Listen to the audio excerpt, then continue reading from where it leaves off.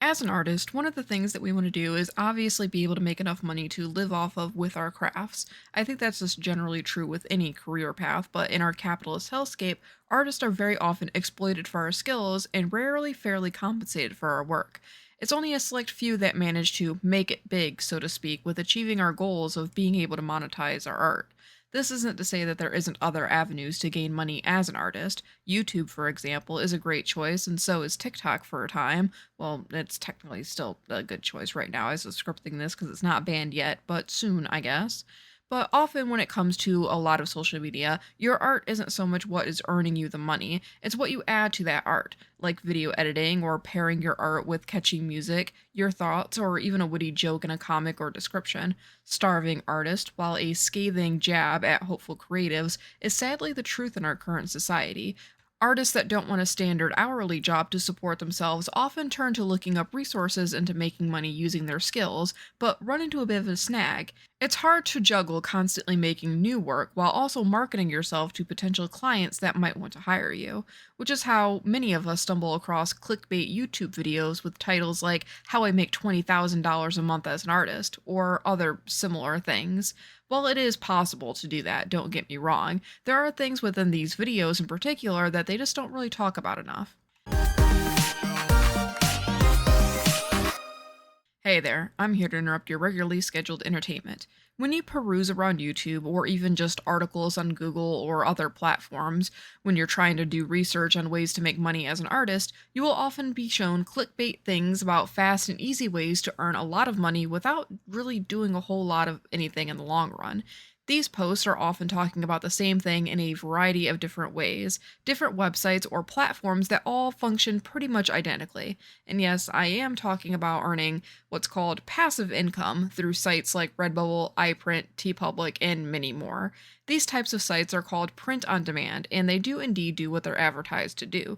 You can upload your artwork onto these platforms, put the design on a variety of merchandise, and whenever someone buys that product with your design on it, you get paid a commission percentage of said product sold. These sites are massively appealing because they're free to join, free to upload to, and they will do all the work for you once you upload your work onto them. They make the products, they ship the products, and they deal with any angry customers when they don't get their orders on time.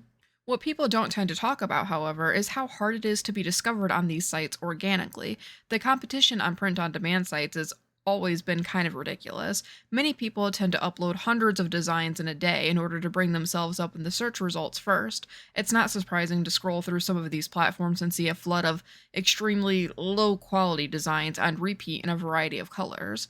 Another issue with print on demand sites is the rampant abundance of stolen work there as well. People wanting something they saw on Google on a shirt and then uploading it to one of these sites to make a quick meme or other barely transformative versions of the image they found. Or in some cases, they don't bother doing anything to the image and they just outright steal it. This is why I continue to repeat that it is essential not to make your full resolution images available to the general public. Lastly, the newest issue plaguing these sites is, of course, the use of generative AI, as it tends to sap the life out of literally every single creative field it touches. If we all thought it was unreasonable for people to make and upload hundreds of low quality, repeated nonsense before, it is now thousands of times worse because people are able to do that en masse without even picking up a pen, drowning out even the most low effort of authentic human creators from these sites. So, with a combination of repeat filler and AI generated garbage being uploaded to these sites at a frankly alarming rate, how do creators use them to bring in the fabled passive income these tutorial videos and how to articles claim that you can make? Well, naturally, it's the one thing that most of these articles and videos never want to mention: having a pre existing audience to market to. Most people don't tend to get popular based on their artwork alone. Most people gain a following on social media based upon who they are as a person, for better or for worse. This can be from funny memes, witty descriptions, insightful videos, or just being incredibly memorable at an event. There are countless ways to make a name for yourself, but once you do, then it's fairly common for an audience to want to support you in some way. This doesn't always mean financial, mind you. Not everybody is going to want to buy your products, but they can surely tell a friend about you. Word of mouth is significantly more powerful than any standard ad, which is why influencer marketing was so successful when that avenue first opened for creators. But this leads all to another issue with passive income. If you already have a pretty supportive audience base, then you either already know about all of this and gain income, or you gain income through other means via social media. Generally, the people who want to make passive income are those who won't see a lot of success that the clickbait videos will boast that they can earn.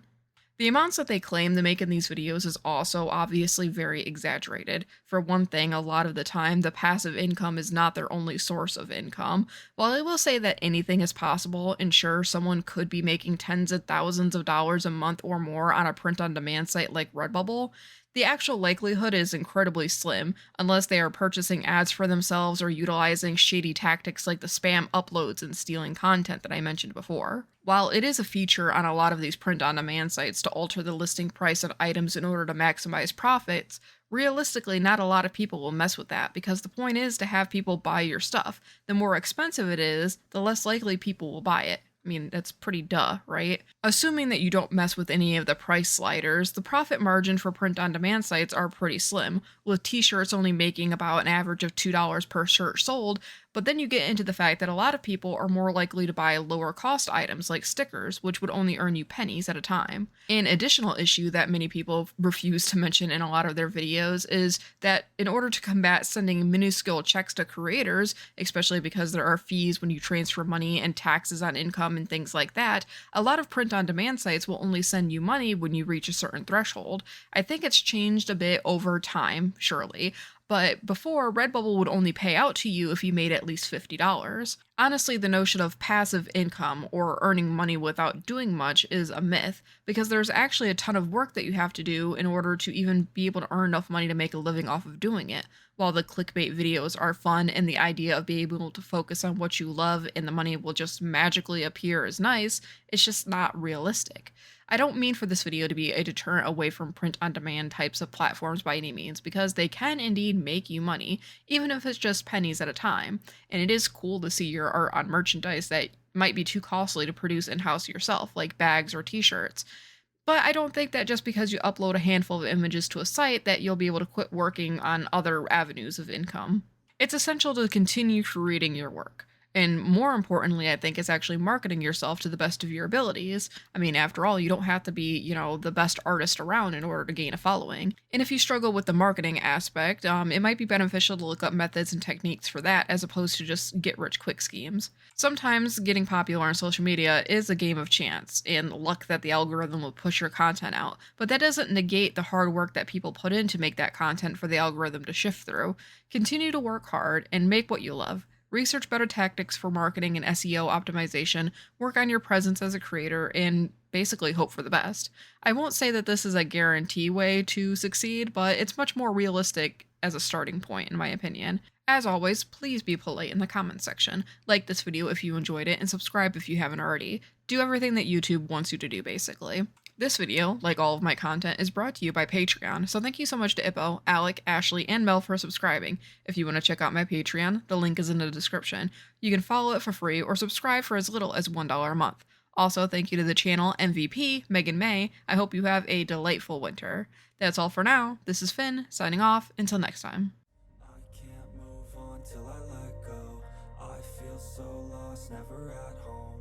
Need to be strong, every breath hold.